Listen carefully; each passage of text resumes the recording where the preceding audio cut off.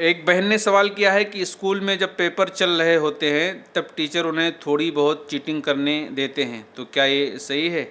دیکھیے، یہ صحیح نہیں ہے، یہ صحیح نہیں ہے۔ ٹیچر کی غلطی ہے اگر وہ چیٹنگ کرنے دے رہی ہیں، تو چیٹنگ کرانے دینا یہ بچوں کے مقابلے میں وہ زیادہ غلط ہے، کیونکہ اسلام میں دھوکہ نہیں ہے اور یہ دھوکہ ہے۔ اللہ کے رسول صلی اللہ علیہ وسلم فرماتے ہیں من غشنا فلیس منا، جو دھوکہ دے وہ ہم میں سے نہیں ہے۔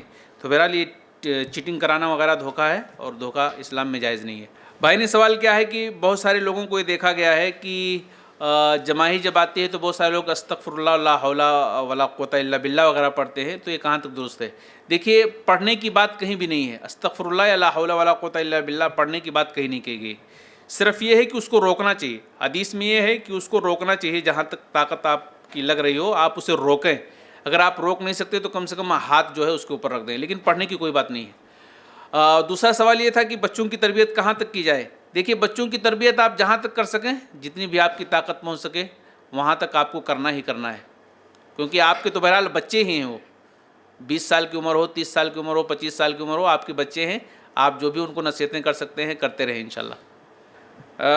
بھائی نے سوال کیا ہے کہ بچوں کو خوش کرنے کے لیے تالیاں بجانا صحیح ہے کیا؟ دیکھیے، تالیاں بجانا تو صحیح نہیں ہے، کیونکہ یہ مسلمانوں کا شیوا اور مسلمانوں کا طریقہ نہیں ہے، یہ غیروں کا طریقہ ہے، اس لیے اس سے بچنا چاہیے۔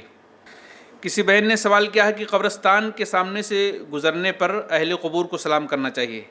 جب میں قبرستان کے سامنے سے گزرتی ہوں تو اہل قبور کے علاوہ ہمارے ابا کو بھی سلام کرتی ہے، تو کیا ایسا کرنا غلط ہے یا سب کے ساتھ؟ دیکھیے، قبرستان کے سامنے سے اگر آپ گزریں تو آپ اہل قبور کو سلام کریں، اور اس میں خصوصیت نہ دیں، اپنے ابا کا نام لے کر کے یا اس طریقے سے خصوصیت کے ساتھ انہیں سلام نہ کریں، بلکہ عام سلام کریں، اس میں آپ کے ابو بھی شامل ہو جائیں گے، کیونکہ حدیث سے ہم کو یہی بات جو ہے ملتی ہے۔ اسی طریقے سے ایک اور بہن نے سوال کیا ہے کہ کیا بھوری اور شیعہ کو سلام کر سکتے ہیں یا نہیں، کیونکہ کچھ ٹیچر اسکول میں بھوری ہیں، وہ سلام کریں تو کیا کہیں؟ دیکھیے، بھوری اور شیعہ کو سلام کرنے کے حوالے سے آپ احتیاط کریں، آپ پہلے سلام نہ کریں، اگر وہ سلام کرتی ہیں تو آپ وعلیکم کہہ دیا کریں، لیکن آپ پہلے کوشش نہ کریں۔ کسی بہن نے سوال کیا ہے کہ کیا جماعی آنے پر استغفر اللہ کہنا صحیح ہے؟ جماعی آنے پر استغفر اللہ کہنا کسی حدیث سے بہرحال ثابت نہیں ہے، اس لیے نہیں کہنا چاہیے۔ ایک بہن نے سوال کیا ہے کہ کیا شوہر کی بنا اجازت پیسے لینا بھی چوری ہے؟ دیکھیے، اگر آپ کو ضرورت ہے اور شوہر سمجھتا ہے کہ آپ کو ضرورت ہے مگر وہ پیسے نہیں دیتا ہے، تو آپ اپنی ضرورت کے مطابق جس سے آپ کی ضرورت چل جائے، آپ بغیر اجازت اس کے جیب سے پیسے لے سکتی ہیں، یہ چوری میں نہیں آتا ہے، کیونکہ شوہر کا یہ فرض اور اس کی ذمہ داری ہے کہ آپ کی دیکھ ریکھ کرے، آپ کا خیال کرے۔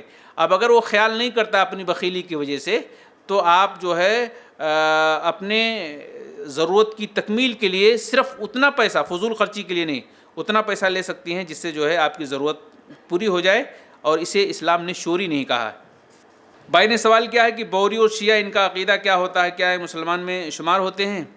دیکھیے، شیعہ اور بوری وغیرہ کا عقیدہ یہ ہے کہ یہ 3 صحابہ کے علاوہ سارے صحابہ کو معاذ اللہ کافر مانتے ہیں، 3 صحابی کو چھوڑ کر کے باقی سارے صحابہ کو کافر مانتے ہیں، اور صحابہ میں سب سے بڑے دشمن ان کے حضرت ابوبکر صدیق، عمر فاروق رضی اللہ تعالیٰ عنہ، اور اسی طریقے سے امہات المومنین میں حضرت عائشہ اور صفیہ وغیرہ ہیں۔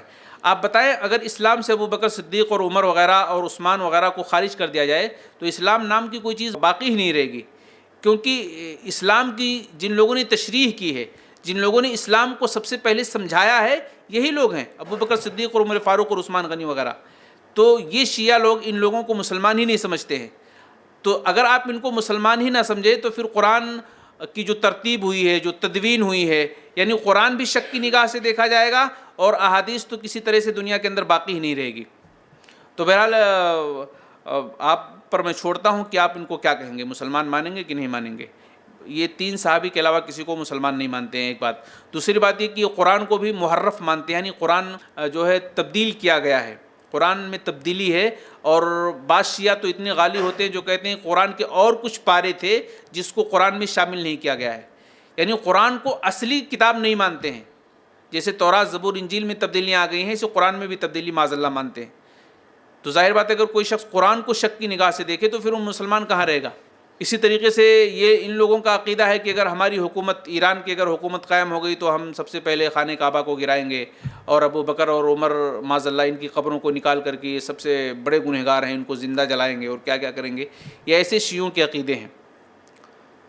تو بہرحال ان عقیدے کی بنیاد پہ ہم تو سمجھتے ہیں کہ ان کو کوئی بھی مسلمان نہیں کہہ سکتا۔ جو صحابہ کو مسلمان نہ مانے وہ کیسے مسلمان ہو سکتا ہے؟ سیدھی سی بات ہے، جو صحابہ کو مسلمان نہ مانے وہ مسلمان نہیں ہو سکتا ہے۔ دیکھیے بھائی نے سوال کیا ہے ٹیلی ویژن کے حوالے سے کہ یہ حرام کیوں نہیں ہے۔ دیکھیے جو فتویٰ ہوتا ہے، یہ فتویٰ ہم لوگوں کا کام نہیں ہوتا دینا، ہم لوگ تو صرف رہنمائی کرتے ہیں۔ اب جو ہمارے بڑے بڑے مفتی ہیں جو اس مسند پہ بیٹھے ہوئے ہیں، جو اجتہاد کے لائق ہیں، یعنی جن کے اندر صلاحیت اور طاقت اور قوت ہے کہ مسائل کو کیسے استنباط کیا جائے، اس مسئلے سے ہم کہاں تک اس پر عمل کر سکتے ہیں، اس مسئلے سے کیا ہم نکال سکتے ہیں، ان تمام مفتیوں کا ایسا فتویٰ ہے کہ ٹیلی ویژن رکھنا حرام تو نہیں ہے۔ ٹی وی کو لاک کر دیجئے آپ، یا اس میں وہ مت بھرائیے، کیا بولتے ہیں جو مہینے کا آتا ہے، ہاں جی ریچارج مت کرائیے، آپ توڑ دیجئے آپ اس ٹی وی کو، کیا کریں گے آپ؟ اللہ تعالیٰ پوری امت کی حفاظت فرمائے اس سے۔ جی یہاں ایک سوال یہ ہو سکتا ہے کہ کیا ٹیلی ویژن رکھنا حرام ہے؟ تو اس کے جواب میں یہ ہے کہ ٹیلی ویژن رکھنا حرام نہیں ہے، میں یہ کہنا چاہ رہا تھا آپ سے۔ ایک بہن نے سوال کیا ہے کہ بوری اور شیعہ کن تین صحابہ کو مسلمان مانتے ہیں؟ تو دیکھیے سب سے پہلے وہ حضرت علی کو مسلمان مانتے ہیں، اور اسی طریقے سے دوسرے سلمان فارسی کو مسلمان مانتے ہیں، اور تیسرے مقداد، حضرت مقداد، یہ تین صحابی ہیں جن کو یہ مسلمان مانتے ہیں، باقی اور کسی صحابی کو مسلمان نہیں مانتے ہیں۔ دیکھیے بھائی نے سوال کیا ہے کہ بیٹیوں کے حوالے سے اللہ کے نبی علیہ الصلوۃ والسلام نے ان کی تربیت کیسے کی جائے، اس حوالے سے کیا نصیحت کی ہے؟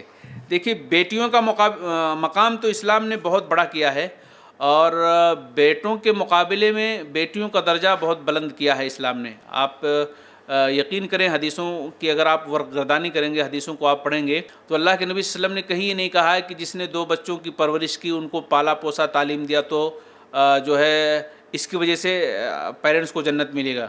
اللہ کے نبی نے ایسا کہیں نہیں کہا۔ لیکن لڑکیوں کے حوالے سے اللہ کے نبی علیہ الصلوۃ والسلام نے ضرور کہا کہ جس نے 2 بچیوں کی پرورش کی، اسے پالا پوسا، اس کو اچھی تعلیم دی، تو یہ دونوں بچیاں جنت میں جانے کا ذریعہ اور سبب بنیں گی، پیرنٹس کو لے جانے کا ذریعہ اور سبب بنیں گی جنت میں۔ تو یہ بہت جو ہے عظیم خوشخبری ہے ان پیرنٹس کے لیے جن کے پاس بچیاں ہیں، بیٹیاں ہیں، اور اپنے بیٹیوں کو اسلامی طریقے پر جو ہے تعلیم و تربیت کرتی ہیں۔ ان کی تربیت کا یہ ہے کہ آپ انہیں دین کی تعلیم دیں، اور اس طریقے سے جو بھی لوازمات ہیں دینی حوالے سے اسے آپ پوری کریں، اور پردے کی تعلیم دیں، پردے کے ساتھ رہ کر کے ان کو دین سکھائیں، اور اس طریقے سے کسی نیک اور اچھی انسان سے ان کا رشتہ لگا دیں۔ یہ یہاں تک ان کی تربیت بتائی گئی ہے اسلام کے اندر۔ دیکھیے بھائی نے سوال کیا ہے کہ فضائل اعمال کے حوالے سے ایک پروگرام، کوئی بڑا اجتماع منعقد ہوا تھا، تو اس میں اہل حدیثوں کو بہت معطوب کیا گیا، ایسا ان کا سوال ہے۔ دیکھیے سب سے پہلی بات تو یہ ہے کہ ہم لوگ اس میں شامل نہیں تھے، اور اس پروگرام میں کیا ہوا یہ بھی ہم کو پتہ نہیں ہے، لیکن آپ کے کہنے کی وجہ سے کہ اہل حدیثوں کو بہت معطوب کیا گیا، تو اس میں کوئی شک نہیں، ان کا شیوا ہے، ان کا طریقہ ہے یہ۔ اس لیے معطوب کیا گیا کہ فضائل اعمال کے اندر جو خرابیاں ہیں سب سے پہلے اہل حدیثوں نے اس کو بیان کیا ہے، اس لیے ان کو سب سے زیادہ چڑ اہل حدیثوں سے ہے کہ انہوں نے فضائل اعمال کی بربادی کیوں کی ہے، فضائل اعمال کو تباہ کیوں کیا ہے، دنیا سے کیوں فضائل اعمال کو ملیا میٹ کیا ہے۔ یہ اہل حدیثوں کا کرم اور ان کا فضل ہے کہ اس کی جگہ پر منتخب احادیث آ گئی ہے۔ اگر یہ لوگ اعتراض نہیں کیے ہوتے فضائل اعمال پر تو آج منتخب احادیث ممبر پر نہیں آتی۔ یہ اللہ کا فضل ہے کہ کم سے کم آج ہر مسجد میں تو یہ کتاب حدیث کی ملے گی، بھلے اس میں کچھ ضعیف روایتیں ہوں۔